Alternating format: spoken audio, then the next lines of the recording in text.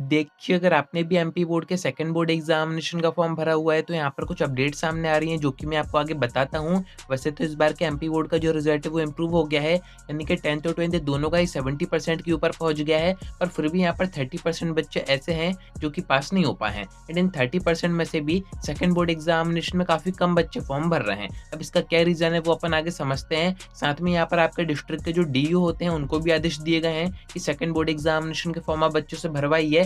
And आपका जो result है वो कब तक आएगा उसकी भी इन्फॉर्मेशन दी जा रही है, क्योंकि जो बच्चे 12th में है वो यही सोच रहे हैं कि आगे हमारा किसी कॉलेज में एडमिशन हो पाएगा या फिर नहीं हो पाएगा। ऐसे 10th के बच्चे 11th में सही टाइम पर एडमिशन करवा पाएंगे या फिर नहीं करवा पाएंगे, तो सब कुछ आपको आगे बताता हूँ। वीडियो में एंड तक बने रहिए। नए तो सब्सक्राइब जरूर से कर दीजिएगा, नोटिफिकेशन आइकन ऑन करके रखिएगा।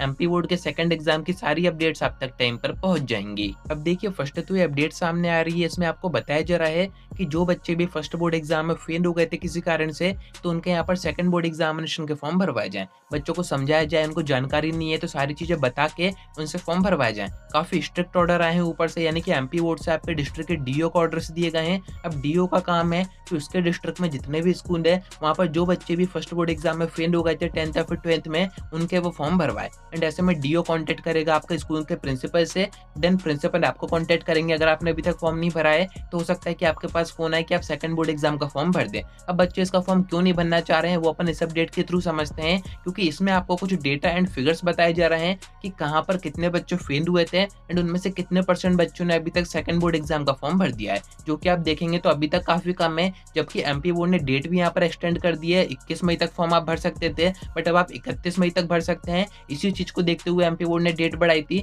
बट फिर भी यहाँ पर काफी कम बच्चे इंटरेस्ट दिखा रहे हैं। एंड ऐसा भी नहीं है कि बच्चे रुक जाना नहीं एग्जाम में पार्टिसिपेट कर रहे हैं, वहाँ का परसेंटेज तो सेकंड बोर्ड से भी काफी कम है, तो ये बच्चे कहाँ पर जा रहे हैं। 12th के बच्चे फिर भी ठीक है, वो रजिस्ट्रेशन करवा रहे हैं, वो इस चीज़ को समझ रहे हैं कि सेकंड बोर्ड एग्जामिनेशन से बेनिफिट होगा। अगर फेल हो गए थे तो हम पास हो जाएंगे, कम मार्क्स हमारे आए थे तो ऐसे में हम इंप्रूव कर पाएंगे। पर 10th के बच्चों को ये चीज़ें शायद ज़्यादा समझ में नहीं आ रही हैं, इस कारण से 10th का जो परसेंटेज है वो काफ़ी कम है, जो कि आपको इन अपडेट्स में बताया ही जा रहा है। तो मैंने इसके ऊपर एक वीडियो बनाई थी, मैंने आपको बताया था कि आपका जो रिजल्ट है वो कैसे तैयार होगा। काफ़ी बच्चों को डर है कि हमारा फर्स्ट एग्जाम का रिजल्ट कैंसिल ना हो जाए, फर्स्ट में तो हम पास थे, सेकंड में अगर हम फेल हो जाते हैं तो ऐसे में क्या हमें फेल किया जाएगा। तो आप इस वीडियो को जरूर से देखिएगा, मैं आपको डिस्क्रिप्शन में दे दूंगा, सारी चीजें आपको समझ में आ जाएंगी। एंड वाकई अगर आप फर्स्ट बोर्ड एग्जाम में फेल हो गए थे या फिर आपको मार्क्स इंप्रूव करने हैं फर्स्ट बोर्ड एग्जाम के, तो सेकंड बोर्ड एग्जाम का काफी अच्छा ऑप्शन एमपी बोर्ड ने आपको दिया है। अगर आपने फॉर्म नहीं भरा है तो अभी भी आपके पास टाइम है, आप इसका फॉर्म भर दीजिए। बाकी तैयारी कैसे करनी है वो तो मैं आपको आगे बता ही दूंगा, क्योंकि इन पेपर्स में गैप भी आपको काफी कम दिया गया है, 1 से 2 दिन का गैप है, तो आपको तैयारी अभी से अपनी स्टार्ट करनी होगी।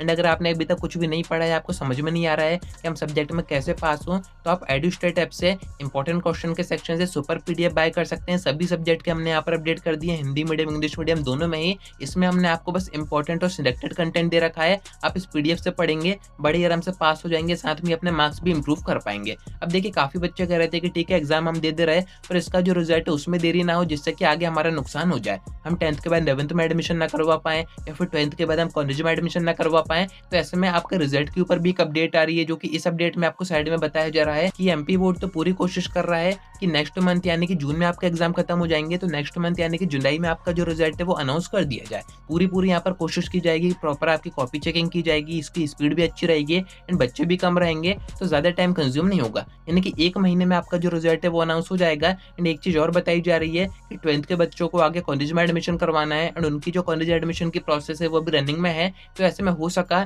तो 12th का जो रिजल्ट है वो पहले अनाउंस कर दिया जाएगा, उसके बाद 10th का जो रिजल्ट है वो अनाउंस किया जाएगा, यानी कि हो सकता है कि सेम डे अनाउंस ना हो। 12th के एडमिशन को देखते हुए कि उनको आगे कॉलेज में एडमिशन चाहिए, तो उनको देखते हुए यहाँ पर फर्स्ट आपका रिजल्ट अनाउंस कर सकता है एमपी बोर्ड, देन 10th का अनाउंस होगा। क्योंकि आपका जो 11th का एडमिशन रहते हैं वो तो सितंबर तक आप करवा सकते हैं, कहीं कोई परेशानी नहीं आएगी। पर एमपी के अगर कॉलेज एडमिशन की प्रोसेस बंद हो गई तो फिर आपका एडमिशन नहीं हो पाएगा, ऐसे में आपका ईयर वेस्ट हो जाएगा। तो ये एमपी बोर्ड को भी पता है, इस कारण से इस अपडेट में आपको बताया जा रहा है कि आप एग्जाम दीजिए, आप इन चीजों में परेशान मत होइए कि आपका रिजल्ट अनाउंस नहीं होगा या फिर आप पास नहीं हो पाएंगे या फिर आप इंप्रूव नहीं कर पाएंगे। सब कुछ मैंने आपको इस वीडियो में बताया था, इसको देखिएगा, साथ में आप अपना आगे भी एडमिशन करवा पाएंगे। तो जो बच्चे अभी कंफ्यूज हैं कि सेकंड का फॉर्म हम भरें या फिर ना भरें, या फिर रीटोटल में आपके मार्क्स इंप्रूव नहीं हुए हैं, तो सेकंड बोर्ड एग्जामिनेशन का फॉर्म आप जरूर से भर दीजिए, उसके पेपर देके आप अपने मार्क्स इंप्रूव कर सकते हैं। बाकी अभी तो यही कुछ अपडेट्स आई थी, आगे कुछ और इन्फॉर्मेशन आती है, कोई और अपडेट आती है, वो मैं आपको वीडियो के थ्रू बताऊंगा, तो कनेक्टेड रहिएगा। आज की वीडियो में इतना ही। डाउट आता है कमेंट करके पूछ सकते हैं या फिर आप डायरेक्ट मुझसे इंस्टाग्राम पे डीएम करके बात भी कर सकते हैं।